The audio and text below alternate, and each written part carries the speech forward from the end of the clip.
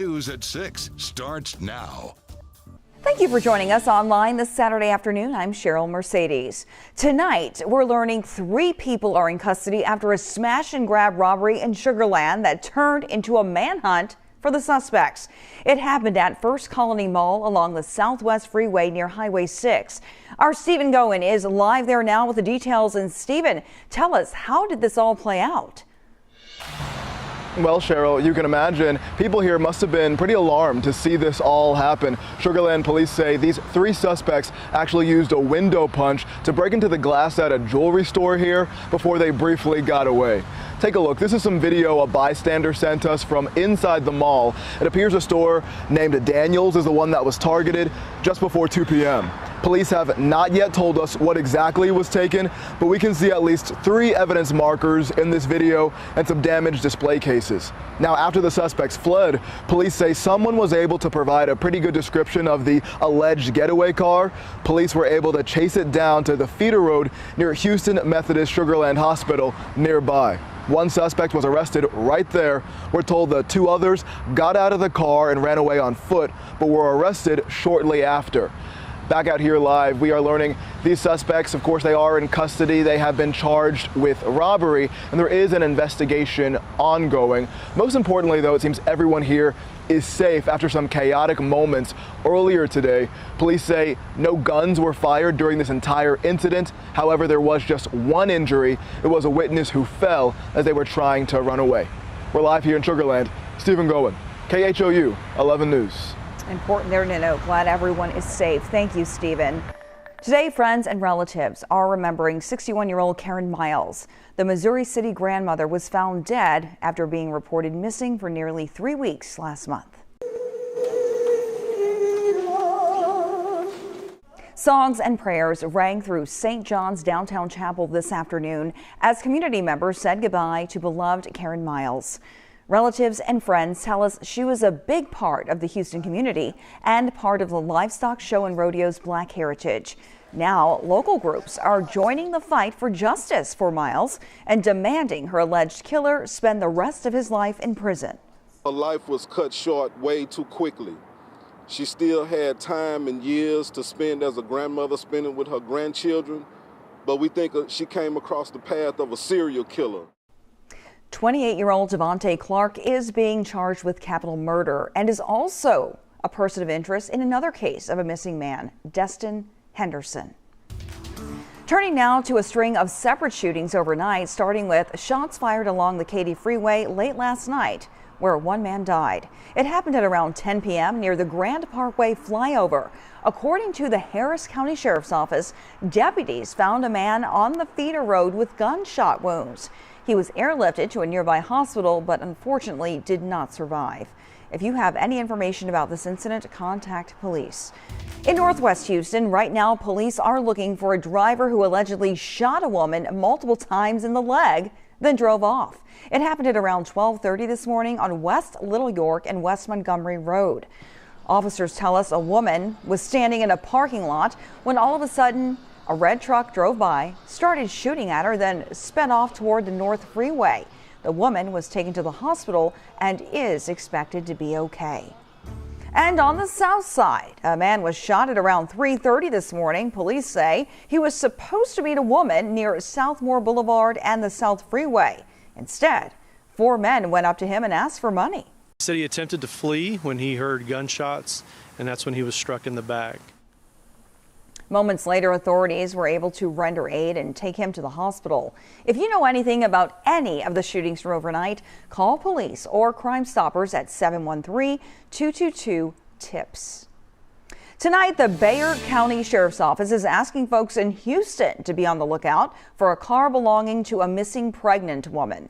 34-year-old Lakea Bell is 4 months pregnant. According to her family, she disappeared after saying she was going to meet up with her ex-boyfriend, who she had just spoken with, or she had broken up with, rather. That was 10 days ago. Last night, the Bexar County Sheriff's Office announced Bell's silver Mitsubishi was spotted in the Houston area. If you see the car right there on your screen, call police immediately. New this evening, the Galveston County Health District has confirmed a positive human case of West Nile virus. We're told the patient was taken to the hospital and that their health is improving. In a statement, the health district said, quote, local health officials have promptly notified the county mosquito control team. They will initiate spraying and trapping efforts in the neighborhood where the patient resides, end quote. Experts want to remind you, though, you need to protect yourself. The best ways are to wear bug repellent with DEET and empty those water bins. Turning now to the weather, a gorgeous Saturday outside. A live look there at the Galveston Island on this nice sunny day. Meteorologist Kim Castro joins us this evening. She's in for Pat Cavalin. And Kim, she was out running this morning, 6 miles. I was out biking, just taking it all in. It was glorious. It's got to be the weather that gets me out running, because nothing else. I would never imagine myself to go out there voluntarily for a 6-mile run, but the weather was really beautiful. There's a lot going on in the tropics, so that's actually what I'm going to start with tonight, and then I'll get to the really pretty weather that's happening here. So we're tracking Joyce, a tropical storm. We're tracking the possibility of another development zone where Joyce is. And then, of course, looking at Isaac, which is a hurricane. But more specifically, we want to focus on what could happen here over Central America as we head into next week, because it could be impacting the Gulf. Right now, a 50% chance of that to become the next named storm by the National Hurricane Center. So why are we concerned with this area? Well, for this time of year, September through November, it's really likely common to see activity in Central America because the upper level patterns support low pressure development. It's what's known as the Central American Gyre. Now, from these, we could see some development. So these typically stay low pressure areas. Every now and then, though, they get tropical characteristics. And so for that reason, we'll be watching this area closely as we head into next week. We are not exactly sure which way this could go, if it even develops. But if it does, it would get the next name on the list, which would be Kirk. So just keep an eye on that as we head into the coming week. Regardless, I think we will see some moisture slung in our direction from the activity that's going to be nearby. Looking at Joyce and Isaac for where they're going to move to next. Joyce pretty much looks like a fish storm, and then Isaac is expected to become a remnant low and then bring some moisture into Iceland. In case you had any travel plans, some showers look to move in that area by Friday.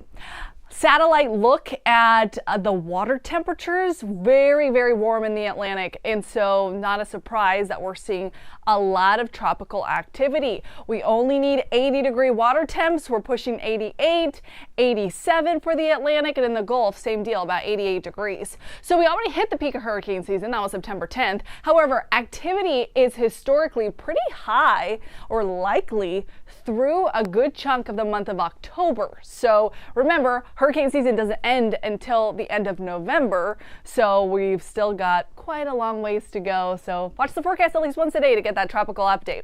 Today in review, wow, stunning. 94 degrees was your high temperature. We had a lot of sunshine, and sunshine allows those temperatures to climb up pretty quickly. So if you were out there, you felt a little bit hot from the sun, but at least the humidity wasn't around, so it's actually gorgeous. 88 is the normal high for this time of year. We were a safe distance away from the record, which is 98 degrees for this time of year.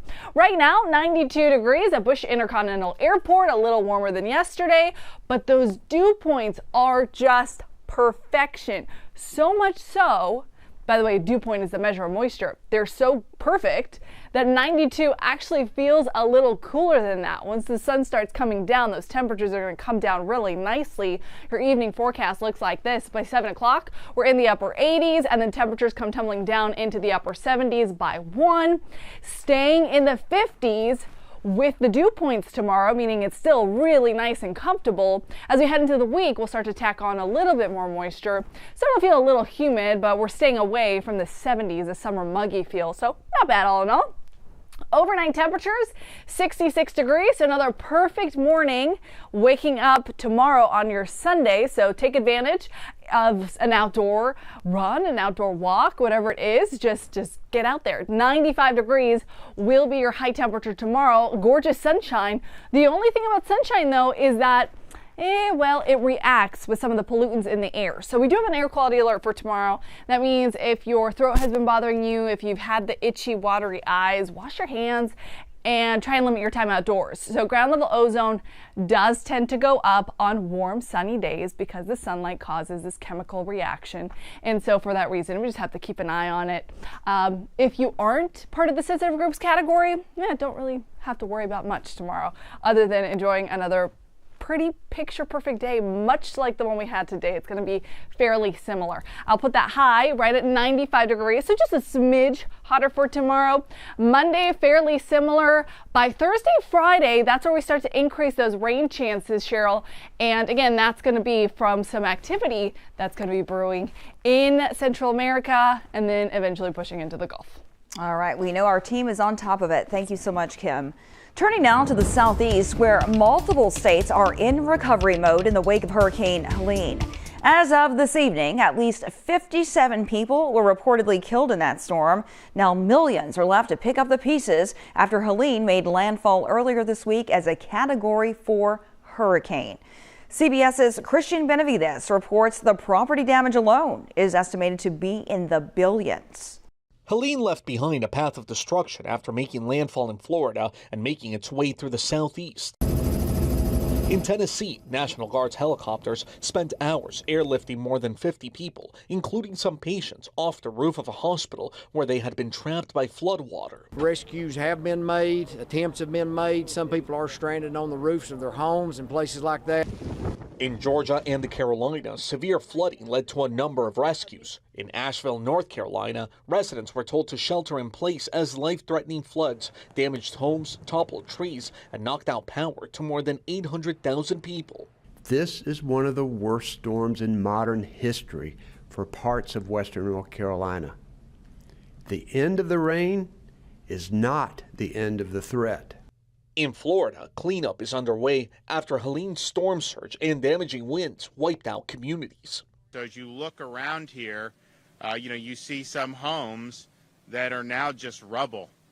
This stuff's coming in, it's fierce, and it just is unstoppable. So there's a lot of damage. In Cedar Key, near where Helene made landfall, some homes were washed away and others flattened. Just the sound of the limbs falling and just, it was terrifying because, I didn't know what I was going to wake up to. Millions who were in Helene's path are now on the long road to recovery. Christian Benavides, CBS News. Closer to home, CenterPoint Energy wrapped up its final open house for community members in response to the aftermath of Hurricane Beryl. Over the course of a month, customers were able to meet face-to-face with representatives of the company and ask questions and learn more about the customer communication improvements and their Greater Houston Resiliency Initiative. While many customers tell us they felt their voices were heard, they hope that CenterPoint will listen to their requests for an improved outage map.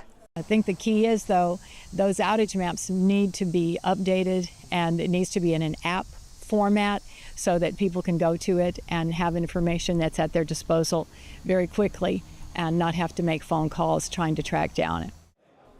A company rep tells us that the company plans to hold more community activities like this. For more information on CenterPoint Energy Resiliency's plan, you can visit our website, KHOU.com. 3, 2, 1, ignition. Engine full power, and liftoff.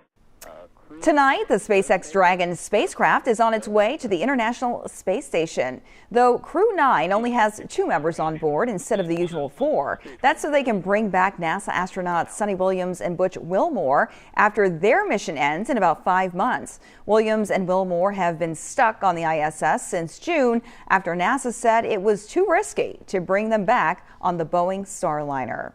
All right, who's ready for tomorrow's big game as the Texans face off the Jaguars? Here's a live look over NRG Stadium, which will reportedly have its roof fixed in time for kickoff. The Texans are looking to bounce back from a tough Week 3 loss in Minnesota, and Sunday's game will be on KHOU 11 at noon.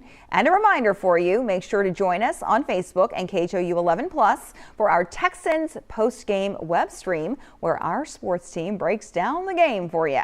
You can also hear live post-game comments from the Texans. We are there. We are live. We are everywhere, Kim. We sure are. And what a beautiful day tomorrow for that game. I was going to say the stars are aligning for our Texans and for you to watch the game right here on KHOU. Tomorrow is going to be perfect. I'm hyped. Sunny, low humidity, really similar to how I don't think people are worried about that roof being fixed tomorrow, but I'm glad it will be. All right. Yeah. That's our time for now, but we've got you covered anytime on KHOU.com. We'll have more for you on TV at 10. See you then.